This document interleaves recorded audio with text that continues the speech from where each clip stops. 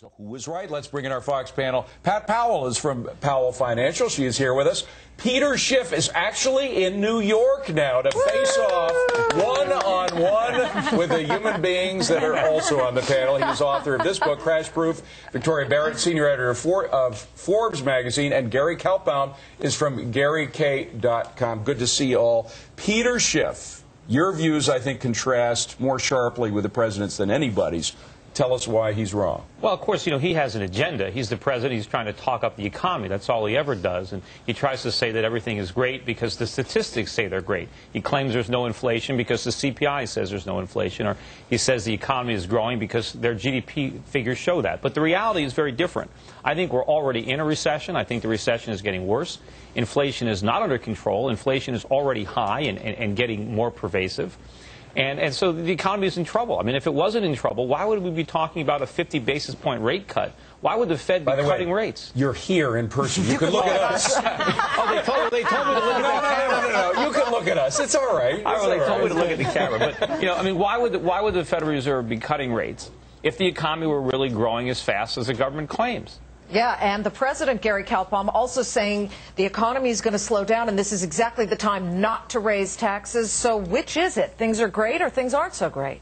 Well, first off, it is the worst time to raise taxes. But I got to tell you, Is there ever a good time, Gary? No, not really. And I got to tell you, I've been carrying the water for President Bush for a while because he had the facts behind him. But I got to tell you, I don't think he has the facts behind him anymore. And you can sit there and talk low inflation from government stats, but every bit of stuff that the American consumer buys right now is going way up in price. And if he wants to talk about underpinnings, in that statement, he forgot to mention almost a depression in the housing market and very restrictive lending out there to make things any better. So I am not in his camp right now. And I have to tell you, to add to what Peter said, if things were so fine, why is this administration trying to come out with price controls in the mortgage market for the interest rates, which I think is absolutely crazy, and we could talk about that also. That's the first time I've heard the phrase price controls for what the administration has planned for the mortgage mess. Boy, that's pretty scary, isn't it? The last time, wasn't it Nixon who did the price controls, and that was not exactly a success, was it? Yeah. You know, we are in a slowing economy, and I think that that's really what you have to pay attention to. We're in a slowing economy to the extent that the credit crunch and or the deteriorating subprime lending pushes us further along. It doesn't take that much to dip us into recession. But recession is not a disaster. I went back and looked at the last 12 recessions that we've had, and these are all post-Great Depression. Of those, 9 of the 12 had a duration from peak to trough of between 6 months and 11 months. So it is not a disaster. Sure, it is not the depression that Gary is referring to. It's obviously there are some problems in housing, and people who have gotten caught up are feeling a great deal of pain. But you don't want to take that pain and put it on the rest of the economy. The majority of us are doing fine. The majority of people out there are doing fine. But we might tip. I think we're slowing. I'm not sure we're going to tip. I don't think so. But there's a risk here. Victoria, what are you thinking about this? Well, the interesting thing about recessions is that they're becoming much shorter in duration. So, to echo what's just been said, even if we are in a recession or headed for one, it will be a short period of time, and most people probably won't notice. The key here is unemployment. And so far, even though we've had all this financial turmoil and high oil prices, unemployment has stayed relatively low. And what concerns me is in the state of California, we've seen unemployment creep up. And is that a sign of things to come? And are folks going to start doing more layoffs? That could be really dangerous. I want to go back to the word underpinnings that was used. The thing for me is, if I've studied markets and the economy going back many years, is economies just don't top out in one fell swoop. They top out over time. And all I am letting you know, for the last 2 years, the underpinnings have been getting less and less helpful to the economy, and I think we're starting to see a little bit of the tipping process. I didn't say anything about a depression. I said housing is heading there. My biggest issue is I don't see anybody doing anything that's going to fix things. Lower interest rates, that's not going to do the trick. Markets over time going to do the trick. I just hope they don't do too much and really cause problems. Peter, let me ask you something I've always wanted to ask. When was the last time the economy was in good shape by your standards? Well, it's been a long time. These previous previous recessions that Pat mentioned. Can you mention an era or a time? Let me just finish this point. It's an important one. The reason that past recessions were so shallow. My question was important, yes, too. but the reason that past recessions were so shallow is because the Fed was able to minimize them through monetary policy. That created this gigantic mess that we have now. If we had had more deep recessions in the past, the one we're about to enter, or that we've already entered, wouldn't be as gigantic as it's going to be. The Fed cannot save us from this anymore. There's no more, they can't pull any rabbits out of the hat. So when were we doing everything right? Well, look, we had a great economy during the Industrial Revolution. We had a great economy. We have to go back to the Industrial Revolution? We had a great economy probably following World War II. But no, unfortunately, since we've been in the 1970s, 1980s, since we got off the gold standard. Yeah, we've been printing a lot of money. We've been borrowing money from the rest of the world. We've had a consumer-based economy that's created this gigantic mess. Yeah. The only thing that I think Peter and I actually agree on is I don't think lower interest rates are going to move us forward. And the reason I say that is the reason lower interest rates usually move you forward is it encourages you and me to borrow. And we don't have a problem with people wanting to borrow right now. What we have is a problem with people wanting to lend. And I don't think lower interest rates is going to get us what we've gotten in the past. Okay, we'll hold off on that for the moment. Thanks to our panel. For them. All right, well, our oil is trading now at lower levels, as I said, down more than $1 today. And some analysts expecting prices at the pump will follow. The big question is when. I know that's what you all want to know. Is it in OPEC's best interests, though, to keep gas prices around $3 per gallon, or higher, or lower? Our Fox panel back now to talk about that. Gary Kaltbaum, it seems pretty evident that OPEC absolutely loves gasoline at higher prices. However, it tends to bite them when it gets higher than that. What do you think that OPEC's thinking right now about gas prices? Well, look, OPEC is a business, and they love big profit margins, and that's what they are getting, fixed costs to bring the oil out, and oil prices going up. I think the big secret, though, is OPEC has no control of oil prices anymore. In the past, they've tried to raise production, nothing happened. They tried to lower production, nothing happened. But they are a business, and they want prices to stay up as possible, but not too much, because if you get a worldwide economic slowdown, it will affect oil going forward. By the way, December 16th at 2 p.m., 25-cent drop in gas prices across the country, and I will guarantee you that. Wait a minute. How do you know? What's your info? Oh, I don't know. It's a good date, but there is no doubt a good 25 cents in some areas, maybe 30, 35 cents. All right. Well, Victoria, OPEC, they used to try to make deals to try to keep production down or increase production. It never worked. They're trying it again. Will it work now? Well, they're trying to respond to the marketplace. They're trying to keep their profits high at the same time. When people complain about high oil prices, they'll often say, oh, it's the speculators. It's not a question of the supply that we're putting on the market. Ultimately, though, if prices go too high, people will pull back. What amazes me is that we've seen such a rise in oil prices. I pay $50 at the pump to fill my Subaru, and folks haven't seemed to pull back. SUVs are still selling strong. The American consumer is, weaker than a year ago, but certainly not as weak as you would think, considering how high oil prices are. Pat, do you think that because the price was inching up incrementally that people didn't feel it and got used to it and adjusted to the higher price? Yeah, and I think that the average guy who couldn't afford it just put it on his credit card. And so he's just paying interest on that, and until he taps out, he's just going to keep going. The problem is there's not much of a change in demand when there's a change in price. I can't drive halfway to work, park my car, and hoof it the rest of the way just because they raised the price of gasoline. So what happens is in the short run, all we can do is eat the difference in price. In the long run, though, we can change anything. In the long run, I can buy a more fuel-efficient car. In the long run, I can move closer to work. There's a million things I can do in the long run. The short run is really where we run into the problem. But Peter, as Victoria said, it's not changing people's buying habits as of yet. It hasn't really worked its way into the consciousness of America that we got to do something about it in terms of cutting back on oil. Eventually it will. I mean, people have been putting these on credit cards, charging them against their home equity. But unfortunately, oil prices are going to go a lot higher from here. And it's not really oil that's getting more expensive. It's the dollars that we're using to pay for that oil that are losing value. And also, other currencies are being debased. Central banks around the world are printing a lot of money, and therefore oil prices have to rise. Otherwise, what we're asking OPEC to do is take a price cut to give us the same amount of oil for cheaper currency.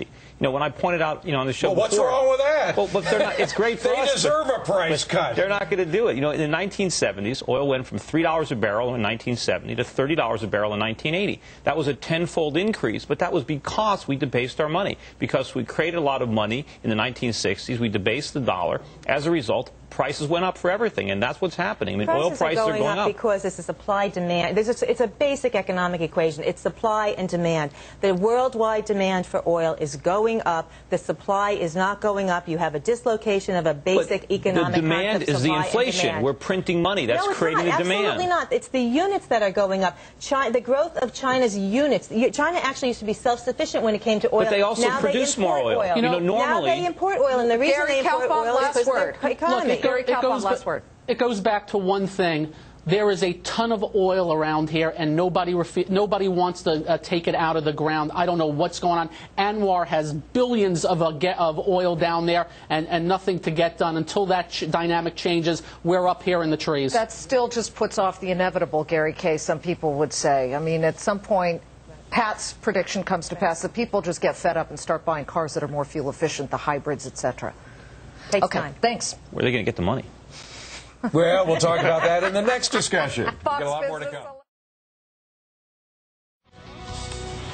For a lot of school boards and local governments, parking taxpayer cash in money market funds used to seem like a no-brainer, but that was before the subprime mortgage mess. Our Shivani Joshi tells us now how towns and cities in Florida are scrambling to save their investments and explain what happened to their constituents. Last week, Shivani, we had on somebody who runs a fund in Florida. She pulled out this public money. There's a lot of teachers and other public employees. Quickly, as soon as she got a whiff of what was going on, and we're just wondering, what's the status now? What's going on in that area? Well, the same is happening. It's not just happening in Florida. It's happening in Montana. It's happening in Connecticut. It's happening in Maine. It's happening all over the place. You're realizing that the fallout from the subprime mortgage mess is finding its way into different places, and now it's finding its way into municipalities in particular. Now, I want to talk about what these muni investment funds are. They're a good way for local governments, schools, fire departments to put their money in a place that earns more money in a safer way, in a liquid way, more so than they would get at a normal bank. So that's why liquid meaning you can pull it out anytime you want. And the reason they do this, it's like I said, it's liquid and it's used to fund everyday operating expenses, is used to pay for payroll, things of that nature. But what we're finding out is these investment funds actually have investments in SIVs that are backed by subprime mortgage debt. And when the defaults come in for this subprime mortgage debt, there's a shortfall in cash. And so what you're finding out, in particular, like I spoke to someone in Jefferson County, quite literally having a difficult time paying their electricity bill at a school there in that county because they were using the funds from an investment fund to pay their bills every single day. So the impact of this is quite profound, and it's hitting us close to home where we thought we may not ever get hit by the subprime mortgage mess, right? See, this is so important that you're bringing this more to light to our viewers, because a lot of people have no idea what their exposure is. They think, well, I never outright bought something like that, and they think their investments are safe, but in truth, it appears we're all exposed a lot more than we know. Yeah, and that's the scary thing, is that it is hitting us closer to home. It's hitting us closer than most of us even thought. I mean, it's funny because even the most savvy financial people out there at the hedge funds and at the banks are falling prey to this. Now, just everyday Americans and municipalities and schools and fire departments and everyone across the board in municipalities are also falling prey to this. Well, the scary thing is even the most liquid, as you say, accounts, meaning stuff that you assume was safe. If you can pull the money out, that doesn't mean it had any exposure to subprime instruments or these exotic financial instruments. And you make a good point. I mean, there are very strict rules about what municipalities can invest in, and it's usually across the board investment grade debt only. And on the face, all of these things seem to be, the SIVs seem to hold investment grade debt. So it wasn't like these municipalities were doing anything out of the ordinary, were not following the rules, because they actually were playing by the rules, but they just got burned because of the complexity of these investment vehicles. So that is the tricky thing. One thing I want to note is that Florida had frozen the assets. You mentioned the woman who was concerned about this. A lot of people, a lot of investors in Florida withdrew. In particular, $27 billion at the end of September in this Florida investment fund. Last week, there was $14 billion. They froze withdrawals in this investment fund. Today, we heard that they are going to reopen withdrawals because, like I said, people don't have money to pay their electric bills. They need access to this cash. They're going to be able to get access to it. But the challenge is, where is the shortfall going to come from? Is it going to be from taxpayers? There was a proposal to make the Florida pension fund foot the bill. That has not been widely accepted. Now, we don't want to scare folks out there. Right. Not everybody lost a lot of cash. Right. This woman, for example, pulled her money out before they lost any of the principal that was put in. They may have lost a little bit of the profit that they made over the past year, but the principal was safe. Correct. And again, we're talking about $27 billion of that $2 billion. It's a tenth of it's a tenth, right? It's a tenth there that could be at risk in structured investment vehicles. Not everything across the board is at risk. You make a good point. We have to put a caveat on there because it is not, at the end of the day, not everything is at risk. And your money is safe at the end of the day. And the states did provide some sort of assurance. So it's not like taxpayers will be footing the bill. Shabani, thank you very much. But when she talks about people pulling their money out, governments, municipalities, school boards pulling money out of funds that are vulnerable to the subprime mortgage mess, that's called a run on the fund or a run on the bank. Everybody runs in, tries to pull the money out. It happened in London. Could the American public be next to get nervous and make a run on banks? Could we ever see scenes like this when citizens of the UK lined up to take their money out of Northern Rock? It was only a couple of weeks ago because they thought the bank might go belly up. That's called a run in a bank. Will there be runs on U.S. banks like there were back in the Depression? We use the D word. Our Fox panel is here now to give us their thoughts. Pat Powell, we're a long way from the D word. Right. We're not even sure we could use the R word, recession. Right. Yeah, this is so improbable. No one ever wants to say never, but this is so improbable. The probability of a run on our banks, resembling what you're seeing in Britain, is approaching zero. The reason is we have FDIC insurance, and those are individuals lining up. But if I were a corporate treasurer for a major Fortune 500 company, I'd be checking out the banks that I'm running my billions of dollars through. So it's really going to be a corporate event, and you might see some corporations changing banks because they're uninsured. But the average guy out there, he does not have more than $100,000 in a single institution. Peter, what do you think? Well, certainly, on these structured investment vehicles, one of the problems with them, it's very easy for Wall Street to put a number on a brokerage statement and send it out in the mail. But when people actually ask for their money back, they actually have to sell this stuff. And that's when you find out what it's really worth. And the people who were investing in these things, they got higher yields for a reason. It was because they were taking a lot of risk. They might not have appreciated it because they trusted Moody's and S&P that these ratings were legitimate, but they weren't. But as far as banks, will there be a run on the banks? Maybe. I don't, put much stock in the FDIC. And the other problem is, even if the government makes good on these deposits, what are they going to be worth? People might want to have a run on the bank because they want to get their money so they can convert it to another currency before it loses its value. By the way, you mentioned Moody's and S&P. We do have the CEO of McGraw-Hill coming up in the show. McGraw-Hill, of course, is the parent company of Standard & Poor's, and we will talk to him about the ratings process, what went wrong, what stopgaps are in place now to make sure that doesn't happen again, because they rate the stuff and people look at it and say, oh, it's rated, okay, I can invest in it. It's going to be a very interesting interview. Victoria, if I have what I think to be a completely safe account, some money market account, but it's making a lot more percentage-wise than, say, a Treasury bill, say it's making 5–6% interest, should I be somewhat suspicious of this fund?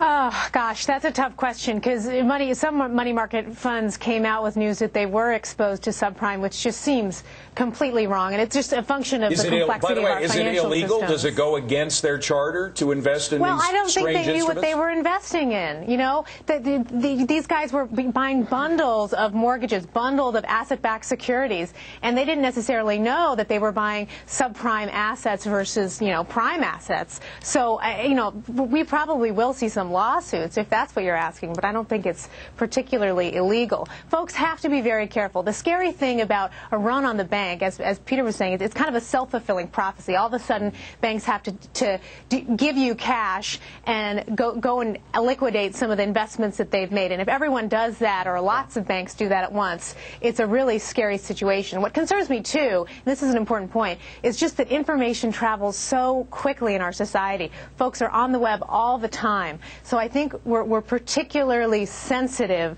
to news and likely to get it very quickly. We should also make the point that you know, now you've got some very smart money people, so the so-called fast money like Wilbur Ross, the big financier, and Virgin Money, Richard Branson, making a play for Northern Rock. There's always a yin to the yang there. There's a way to make money when there's a way to lose money.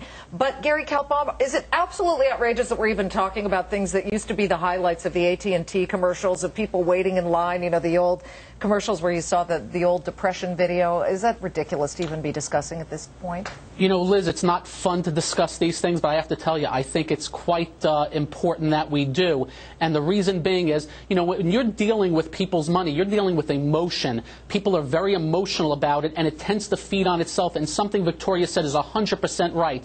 Communication is now lightning fast, and you get it on the web, and it tends to feed on itself. And when it comes to what happened in Florida, you got to remember the people making decisions, big word behind these people, it's called fiduciary. They have a responsibility to make sure where they place the money that one penny is not lost. There was a quote that I read from one person that said, I cannot afford to have one dime out of this account, and that's why they pulled about $13 billion.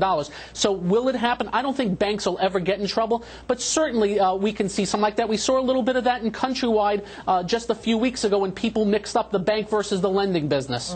True. All right. Well, that'll end this discussion for the moment. Thanks to our panel. Well, here it comes. Debt number 2, credit card company executives on the hot seat on Capitol Hill. Hi, everybody. I'm David Asman. And I'm Liz Clayman. Should the government pile on more regulations onto credit card companies, or should consumers be more responsible and take the heat that they get themselves trouble into? Well, we have a report from Washington, plus our Fox panel weighing in on that just ahead. That's going to be exciting. I look forward to that one. First, to check in the markets, the Dow Jones Industrial Average is down about 27 points as you're looking at the NASDAQ, which is down percentage-wise a little bit more, although it has improved just a bit from where it was earlier. Yeah, and you know, as you look at all of the indices, particularly the S&P, the Russell, they're down about 1/3 to 0.75%. And we saw some red on the screen in Europe before that market closed. The CAC 40, the DAX, the FTSE 100, London, France, Germany. I love FTSE 100. I love that name. Yeah, the financial, you know, whatever. Yeah, well, financials, as Ben Stein would say, you know, financials. That's what's bringing the market down today. Indeed. And we do have crude oil closing down, and we have it trading in the after-hours market down $1.14. So oil going down, gold going up, markets flailing. We begin our coverage of the markets with Robert Gray in the newsroom. Robert. Yeah, and we track the financials because that's where the money is, I guess, guys.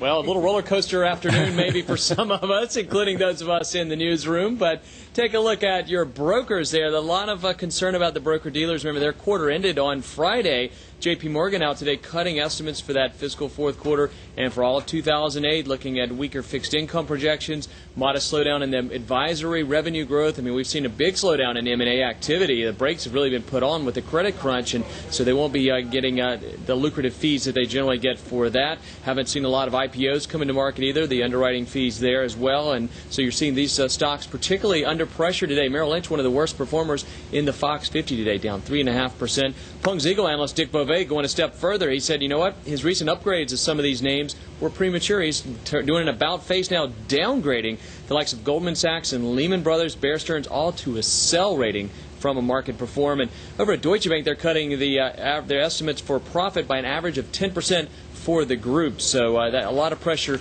on the broker-dealers today, and they are sending the group lower. And we've seen some of the other bank stocks moving lower today. Washington Mutual just took a look down about 5% today. Lehman Brothers, some news out of it also. It's moving onto the floor of the NYSE as one of the specialists there. It'll be the number 4 specialist firm on the big board, and it's going to take over Vandermeulen, the Dutch company's market-making role there on the floor of the big board, basically getting it for free. Vandermeulen saying, you know what, it's just going to take a write-down for this, and Lehman Specialist Book's going to include 3 of the Dow 30 stocks, also 44 members of the S&P 500. So Vandermeulen stock was at its lowest level since going public back in September, as they've seen their market share dwindling down to about 5% there for specialists. A lot more of that trading going electronic there.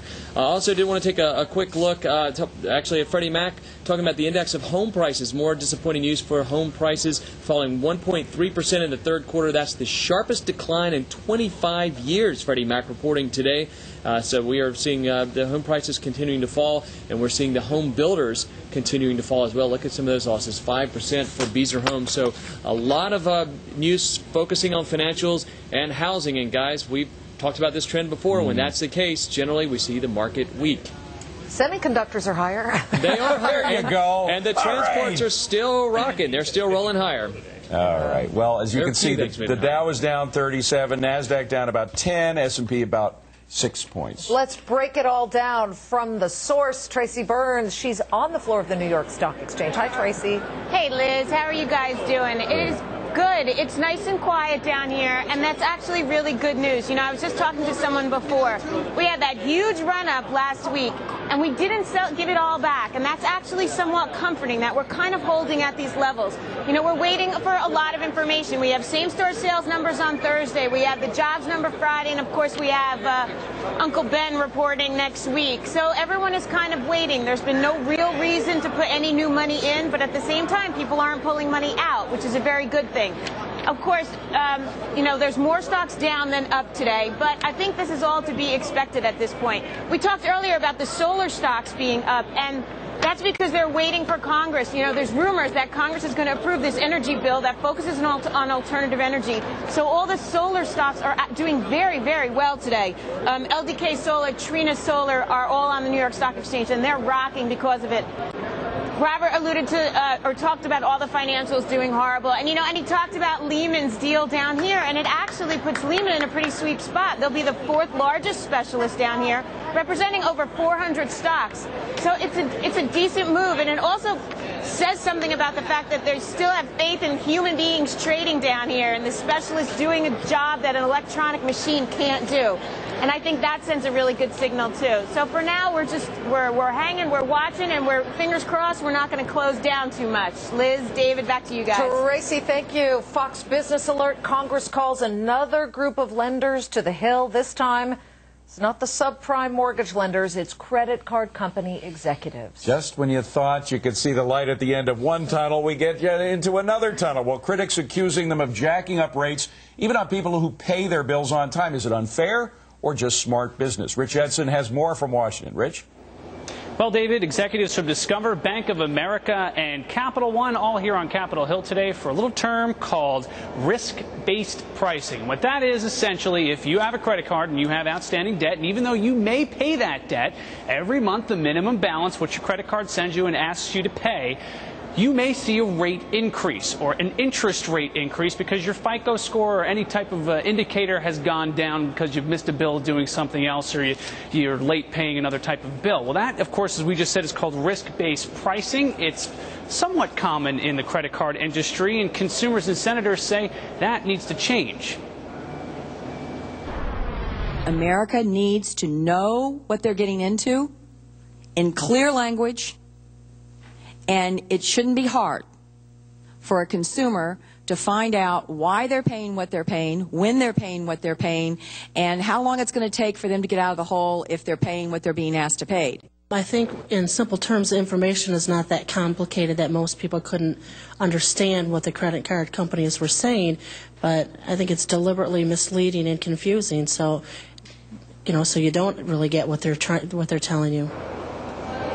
Now, card executives argue that, very simply, they're taking a risk. Every time you make a purchase with a credit card, they are extending you new credit, and they're taking a risk loaning you that money. And if you are deemed as a greater risk because you're missing out on payments elsewhere, or your FICO score is less from what it was a month ago, that they should be able to raise those interest rates because of your increased risk. Now, senators and reps are looking into perhaps changing it. Of course, they disagree with those credit card companies. Carl Levin clearly does. He called the hearing, and he's also called for some legislation. One point of his legislation would prevent those increases. In exceptive cases, of course, if you have an introductory rate or you have some sort of agreement with the credit card company that you will eventually have an increased credit rate. There are some other things going on. The Fed, of course, as you know, is asking credit card companies to give folks at least a 45-day notice if they are going to raise it. So not saying that there's a problem with raising it, but just be a little more transparent and at least give them that 45-day window if you're going to raise interest rates. Back to you. So much thanks, Rich. So much of the criticism of the lending industry right now, but the fact remains these companies do help Americans buy their homes, their cars, finance college, sometimes start businesses. So the question is, credit in America, is this a force for good or evil? Let's throw this one to our Fox panel. And Pat Powell, why don't you take it first? Credit cards. A lot of people use them. And I hate them.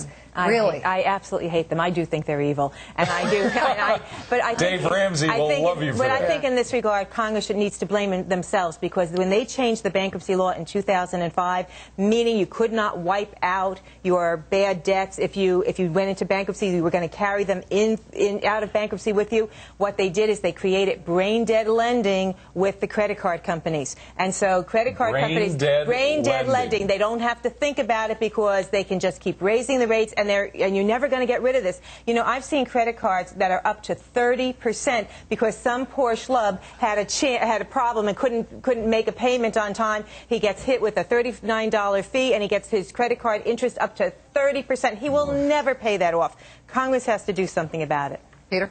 Well, you know, I agree. I mean, I think credit card or consumer debt in general is a cancer in a free market economy. I mean, you don't want people borrowing money to consume. You want savings to be made available to businesses and entrepreneurs to make capital investments, because that increases economic growth in the long run. And when you borrow money to invest, the investment has a return, and it enables the business to repay the loan. But if someone borrows money to buy a television set or take a vacation, there's no asset, there's no income that they acquire. They can only repay the debt out of diminished future consumption. So we're basically sowing the seeds of our own demise when we borrow to consume. But Victoria, I had a person on Scoreboard, this wonderful, sweet grandmother who started a business that became very successful. She went to the banks to get money to start the business. They wouldn't give her a loan. She maxed out on her credit cards to get enough cash to start the business, and a big success. So sometimes it works. Right, but that's an investment, right? You're not just using your credit card, as Peter said, to go buy, you know, a great flat screen TV.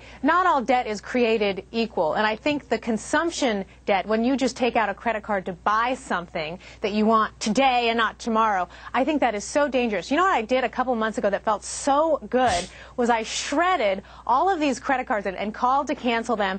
I had about 10 credit cards that I never used. You know, for Macy's, I signed up to get 15% off. And that affects your credit score. If you have lots of credit cards, that makes you a more risky customer in the eyes of lenders. Victoria, do you have video of that, of you shredding them?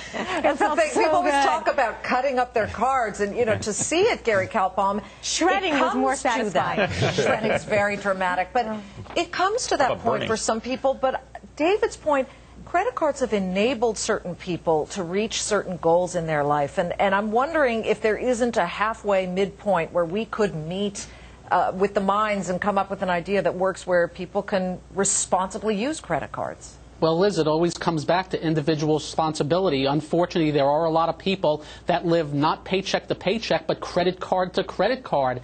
And that's something that has to be, look, that is the individual responsibility. But I have to tell you, a lot of these credit card companies, they're predators. They know you're behind. They'll send you a second credit card just to use for the first one, so you pay bigger fees. Now, as far as Congress getting into it, I have to tell you, for me, the bigger issue is full, fair, and timely disclosure when it comes to resetting rates and fees like that. And I have to tell you, Einstein and Stephen Hawking can't figure out the language. That's number one. And if they do, it's at the bottom of the statement, and then you need Superman vision to read that type of stuff. So I believe the credit cards are doing an injustice to the consumer by not showing everything out up front in bold letters. Okay, but Pat Powell, I have been to countries in Latin America where they try to put limits on interest rates for certain credit institutions, whether it's credit cards or whatever. It fails miserably. When the government tries to put price controls, if you will, on credit, they fail just as badly as price controls on anything else. Yeah, the problem is not the interest rate. The problem goes back to the bankruptcy law. If you allow people that have gotten so far over the line that they will never recover to declare bankruptcy and get a second chance, lenders will have to pay attention to who they give credit cards to, and they will have to lend responsibly. This was a 2005 change that was lobbied heavily by these same people who are now testifying before Congress and saying, not our fault. Is Congress on the mark, Peter, by focusing on the credit card companies and saying, you guys are pulling some fast ones on consumers? Well, I think, the basic problem goes back to similar to what we're having with subprime. The reason that there's such an aggressive market right now for credit card debt is because Wall Street's been buying it up and securitizing and selling it to the Chinese and the Saudis, just like they were with mortgage debt. Yeah, they're securitizing credit card debt. All this consumer debt is being repackaged by Wall Street, tranched up, sliced and diced, and sold around the world. And when these loans go bad, and the people realize that, we're not going to get paid back, just like the subprime mortgage crisis, we're not going to get paid, then the credit crisis is going to hit home, and people are going to stop. Well, on that cheery note, it's we got to turn corners here. President Bush. Foreign buyers heading to the shores of the Sunshine State. The weak dollar making U.S. real estate, particularly in Florida and elsewhere, red hot. People are snapping it up, those Canucks. They've got the strong loony. Phil Keating has more from Miami. Hi, Phil. Hi, Liz and David. Yes, it's been a negative real estate slump story for most Americans, but growingly it's been more good news for people overseas, particularly in Europe. Pretty much every day you see a negative story here in the U.S., whether it's the prices for home resales that are continuing to decline, or it's a builder or developer filing for bankruptcy, or if it's the foreclosure issue, which yesterday the U.S. Treasury Secretary dealt with, hoping to next year keep those AMRs from going up for 1.5 million Americans. But what's been bad for the American investor and real estate owner has been a big bargain hunt for those over in Europe. Florida, the Sunshine State, actually ranks #1 when it comes to international buyers interested in real estate. Lately, there are more coming from Europe, British, Russian, Italians, on top of the typical interest we get from Canadians and Latin Americans. And in the Miami area especially, much of the real estate is being bought by foreigners on the high end, properties starting in the millions. Key reasons for all of this: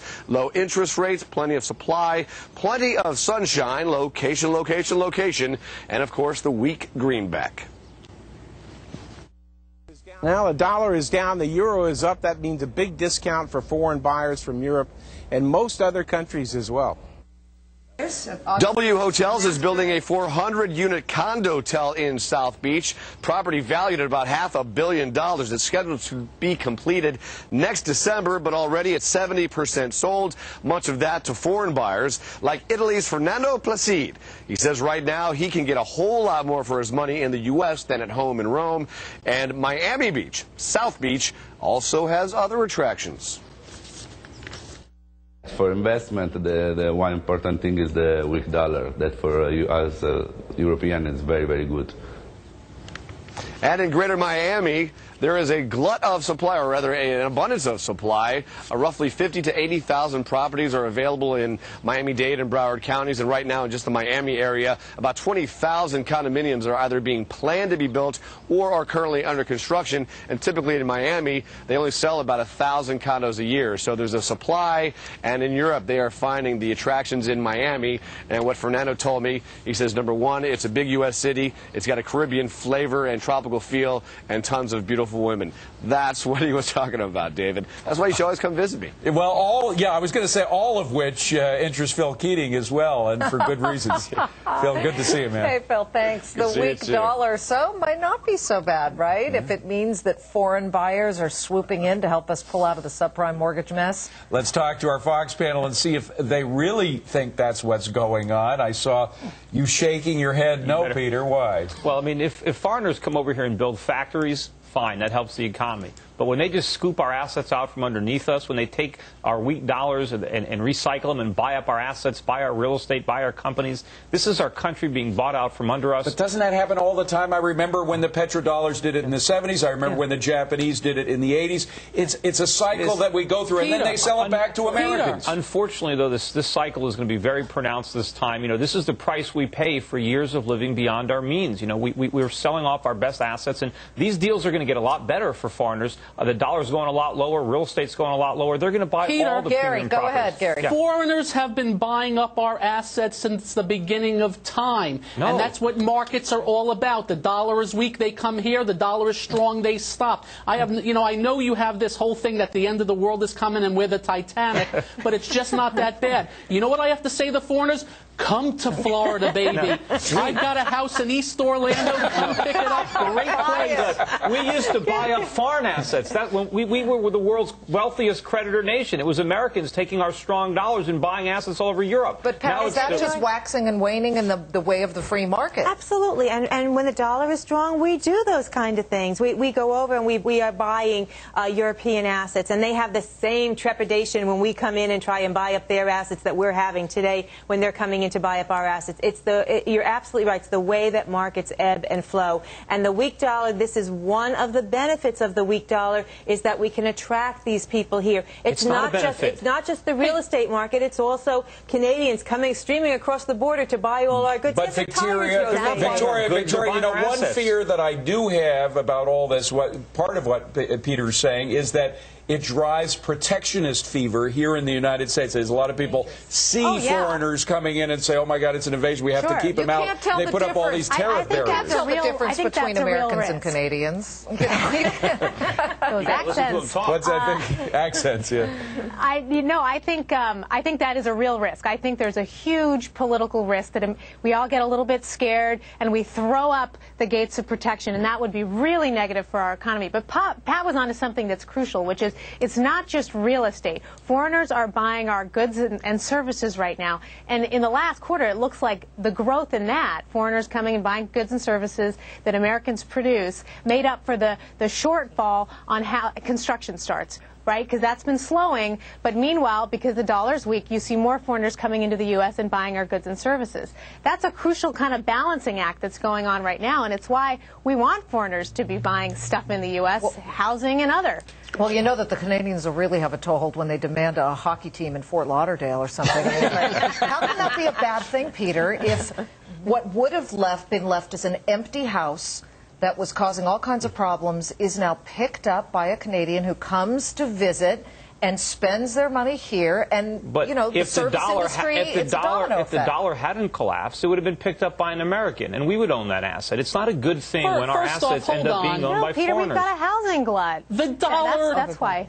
The dollar has been going down, but go get a 10 to 15-year chart of the dollar index. It's just down half of what we made before that. There are a lot of people. There are a lot of people living up here in New York that don't have condos in Florida that are cold this winter that would probably like to go down there, but now they can't because the Canadians are buying them instead. I assure you, they can still go down and pick up a condo. Gary, they can't afford it. Their money's too cheap. Is there not a condo down there for an American to go buy? You can't afford it. I believe there are 0 barriers to entry for Irish, Canadian, Americans, Smirks. It does not matter to me. How about no down payment and they can't afford the mortgage? By the way, Gary, just quickly, because you are down there and you'll be a reporter as well, 2-bedroom with a view of the water. How much is that condo going for down there? About $1.99. Seriously, how much? Well, let's just say that they're down about, from what I know, especially in Miami, 25–30%. But my opinion, in the next couple of years, it could be name your price because they can't get rid of the product, and they're building 20,000 more. These people are insane down there. Gary, thank you very much. Gary. Into our panel. We are keeping an eye on.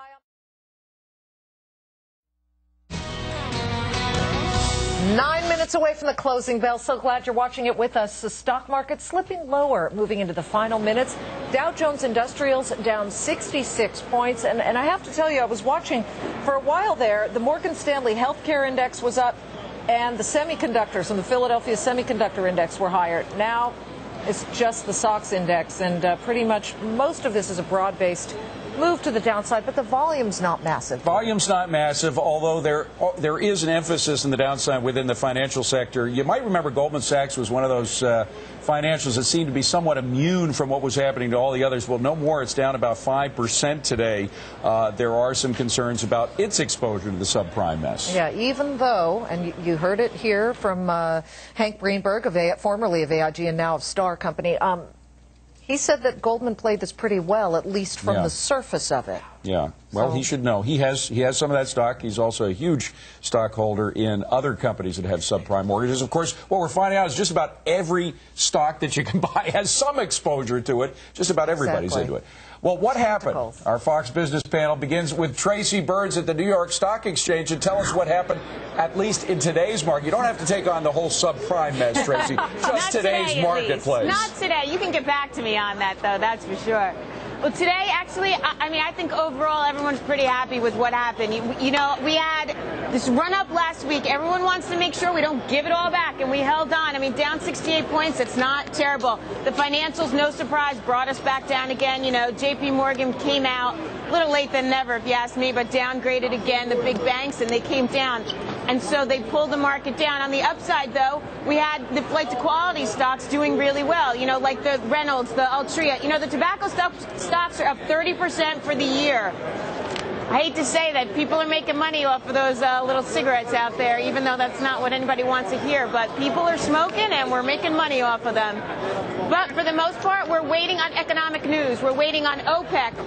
OPEC's meeting on Wednesday. We're waiting on same-store sales numbers, Friday's jobs number, and the Fed next week. So I think we're going to see a lot of this wait and see. People have no real reason to put money in right now.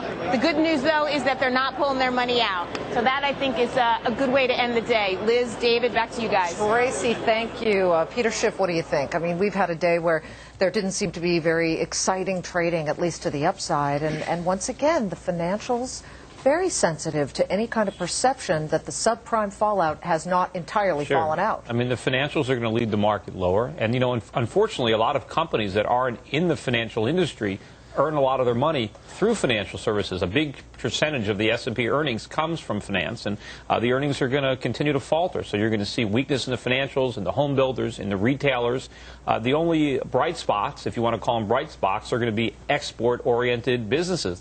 You know, you just mentioned tobacco. I mean, one of the reasons tobacco is doing so well is we sell a lot of tobacco products abroad. They smoke a lot more in Asia and Europe than we do here. And so, you know, the weak dollar, we're exporting more cigarettes. It's also because you look at these write-downs and you say, I need a cigarette, Pat. Well, that's true. And, you know, people do not give up smoking and when they raise the price of a pack of cigarettes because they're addicted to it. So it makes sense that even in a market which would be difficult, people are still going to smoke and they're still going to be buying their cigarettes. I think there aren't a lot of compelling reasons to get people off the sidelines in here to buy yet. And I think that it's going to be a sort of a sloppy market as we sort of drudge our way through to the end of the year. So I don't think today is going to be that unusual a period. I hate, though, to get into that short-term, like, pessimism. Because we're still way over 13,000, 13,255. You know, and I remember back in July when we crossed 14,000 for the first time, and I remember all the enthusiasm with the people I was on the air with. I think I was the only one that said markets go down as well as up. Sure. So I wouldn't worry too much about this. Gary Kalpom, what are you optimistic about? It's my son's birthday this weekend. Oh, happy birthday. We're going to have a big party. Look, overall, I think the economy is in a big slowdown, but I am not calling for the Titanic like Peter is. And I think there's a lot of things that have to be worked out. But I just want to pinpoint something, and David said something here that's real important. Goldman Sachs today is acting like Michael Vick's football career right now. And if Goldman Sachs, after saying everything is fine, beautiful, lovely, and they're immune, coughs one up like Merrill Lynch, that's your next big leg down. And I also want to add, General Electric is starting to act a little bit like that also. And you know how many loans they're on? They're basically a financial company these days. So these are two very important things to watch right now. Victoria, go ahead. Well, I'm going to echo a little bit what Peter was talking about earlier. It's an important point, and that is that a lot of companies that you don't think of as lenders are lending out money to finance purchases. Harley-Davidson is one of these. We mentioned this in the current issue of Forbes, where 13% of their profits are coming from lending out monies to folks to buy motorcycles, and they're seeing their defaults rise, delinquent loans. So I still think we're in the stage where the market's going to be so rocky. You know, instead of a cigarette, grab some Dramamine because it's lots of it's going to be pretty nauseating. Yeah, a lot of it. All right, thanks to our panel. The closing bell is just around the corner. Here's what's happening in the final minutes of trading. The Dow is down 61 points. We will be right back.